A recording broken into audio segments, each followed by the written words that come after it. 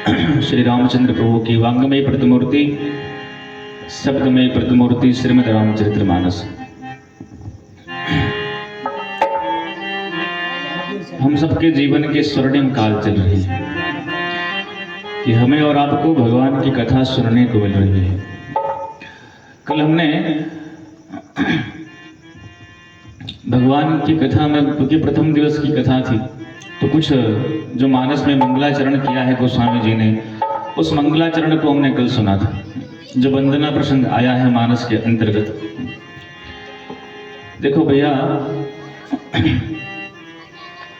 धन संपत्ति तो कमाना आसान है, पर भगवान का नाम, भगवान की कथा पाना बड़ा कठिन है। ये कथा कब प्राप्त होती है? तो संत जन कहते हैं कि भाग्योदयेन बहुजन्म समर्जितेन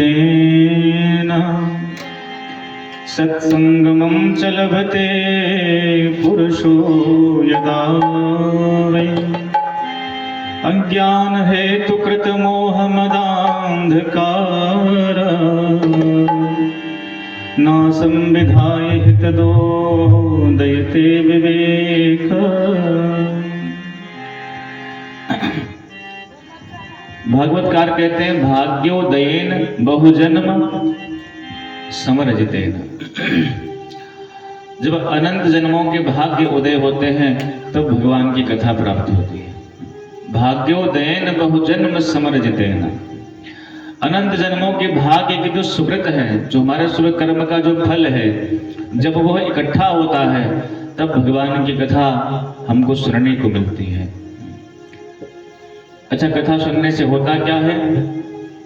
बोले अज्ञान हेतु कृत मोह मदांधकार।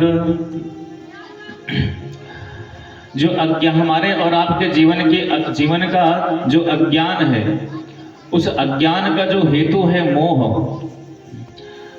भगवान की कथा सुनने से वो अज्ञान का जो हेतु मोह है, वो मोह खत्म हो जाता है।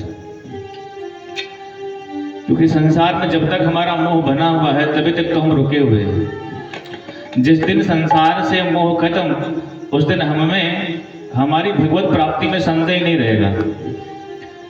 कुछ का परिवार में मोह है, कुछ का संसार में मोह है, कुछ का घर परिवार में है, कुछ का बिजनेस में है, कुछ का बच्चों में है। और मोह कहते किसको हैं? बोले मैं और मोह तो, मैं और मोर तोरते माया। यही माया का स्वरूप है कि ये मेरा है, ये तेरा है। मेरे और तेरे का जो चक्र है, इसी को मोह कहते हैं। और इस मोह से, यही मोह हमारे अज्ञान का हेतु है। ये मोह मिटता कब है? बोले जब भगवान की कथा में आकर के भगवान की कथा सुनते हैं तब ये मोह नष्ट हो जाता है।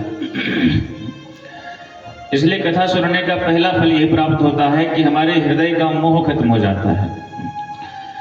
कि अज्ञान हेतु कृत मोह मदांधकार। अच्छा महाराज, मोह तो नष्ट हो गया, प्राप्ति काहे की होती है? बोले उदयते विवेक। विवेक की प्राप्ति होती है। भगवान की कथा से दो लाभ होते हैं। पहला लाभ तो हमारे हृदय का जो मोह है वो नष्ट होता है, और दूसरा लाभ हमको विवेक की प्राप्ति होती है।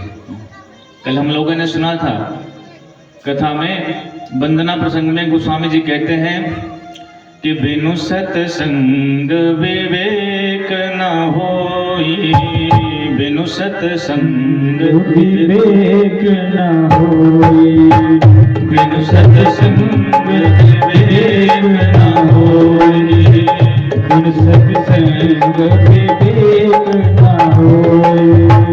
राम कृपा बिन सुलभ न सोई, राम कृपा बिन सुलभ न सोई, राम कृपा बिना सुलभ न सोई, राम कृपा बिना सुलभ न सोई, बिनु सत्संग विवेक न होई, बिनु सत्संग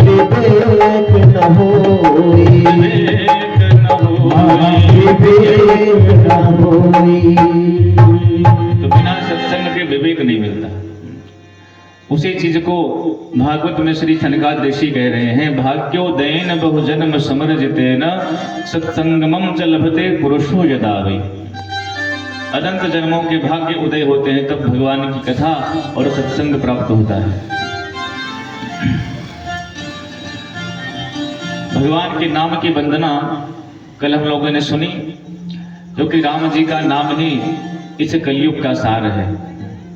यह कलि कर्म न साधन दूजा, जोग यज्ञ जप तप व्रत पूजा। गाये राम ही सुमरिए राम ही, संतत सुनिए राम गुण ग्राम ही। तो यह कलिकाल न साधन दूजा, इस कलिकाल में केवल राम नाम ही एक साधन है, बाकी कुछ भी साधन नहीं है। राम नाम अवलंबन एको, राम नाम का एक अवलंब ही इस कलिकाल का सार है। इसलिए भगवान की कथा हम और आप बड़े प्रेम से सुन रहे हैं, इसमें भगवान की कृपा की विशेष महिमा है। गोस्वामी जी इसके बाद रामचरितमानस की रचना की तिथि बताते हुए कहते हैं कि संवत 1631 करो कथा हरिपद धरि सीसा। नौमी भौम बार मधुमासा, नौमी भौम बार मधुमासा, नौमी भौम बार मधुमासा। अवधपुरी चरित प्रकाशा, अवधपुरी नौमी भौम बार मधुमासा। जिस समय त्रेता युग का जो समय था भगवान राम के प्राकट्य का, इस रामचरितमानस को लिखने का जो समय है, बिल्कुल वही तिथि, वही घड़ी, वही दिन, वही समय। तो ऐसा लग रहा है कि उस त्रेता युग में भगवान राम ने हम मनुष्यों की रक्षा करने के लिए नर रूप का अवतार धारण करके आए थे, और इस कलिकाल में मानव गोस्वामी जी के माध्यम से भगवान हम मनुष्यों के लिए, हम कलयुग के जीवों के कल्याण के लिए रामचरितमानस के रूप में ग्रंथाकार, ग्रंथ के रूप में भगवान अवतार लेकर के आ गए हैं। इसलिए भैया मैंने कल ही कहा आपसे, रामचरितमानस में और भगवान राम में रंच मात्र का भी भेद नहीं है। जो राम जी हैं वही रामचरितमानस है। तो इसका नाम क्या रखा? रामायण नहीं रखा, इसका नाम रखते हैं कि रामचरितमानस यही नाम, सुनत श्रवण पाई विश्राम। इसका नाम रामचरितमानस लिख रहे हैं, जिसको सुनने मात्र से जीव को विश्राम प्राप्त हो जाता है। और गोस्वामी जी कहते हैं भैया, इस रामचरितमानस रूपी सरोवर के 4 घाट हैं।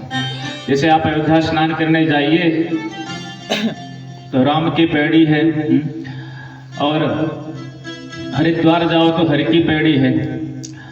स्नान करने के अनेक अनेक स्थान घाट बने हुए हैं। वैसे ही राम कथा रूपी सरोवर में 4 घाट बने हैं, जिसमें पहला घाट है ज्ञान का, जहां भगवान शंकर माता पार्वती को कथा सुना रहे हैं, और दूसरा घाट है भक्ति का, जहां गरुड़ जी को महाराज श्री काकभूषुंडी जी कथा सुना रहे हैं, और तीसरा घाट है कर्म का, जहां याज्ञवल्क्य जी भरद्वाज जी को कथा सुना रहे हैं, और चौथा घाट है शरणागति का, जहां गोस्वामी जी अपने मन को कथा सुना रहे हैं। देखो आपको सही बताएं, कभी पूजा पाठ करो ना अपने घर में, चाहे रामचरितमानस का पाठ करो, चाहे भागवत जी का पाठ करो, चाहे सुंदरकांड का पाठ करो, चाहे रामचरितमानस का पाठ करो, अपने घर परिवार में किसी को मत सुनाओ, अपने मन को ही सुनाओ कि देख अपने मन को श्रोता बना लोगे तो वैसे तो सुधारने में बड़ा टाइम लगेगा इस मन को सुधारने में, लेकिन इस मन को ही श्रोता बना करके भगवान के चरित्रों को सुनाओ तो ये मन जल्दी सुधरता है, जल्दी ही सुधर जाएगा। इसलिए मन को सुधारने का सरलतम साधन यही है कि चाहे रामचरितमानस पढ़ो, चाहे सुंदरकांड, चाहे हनुमान चालीसा, अपने मन को ही सुनाओ। और गोस्वामी जी ने अपने मन को कथा सुनाई है, किसी दूसरे को नहीं सुनाई। गोस्वामी जी कहते हैं मुझे दूसरे को सुनाने से मतलब क्या है, हमारा अपना मन सुधर जाए। गायत्री परिवार का एक बड़ा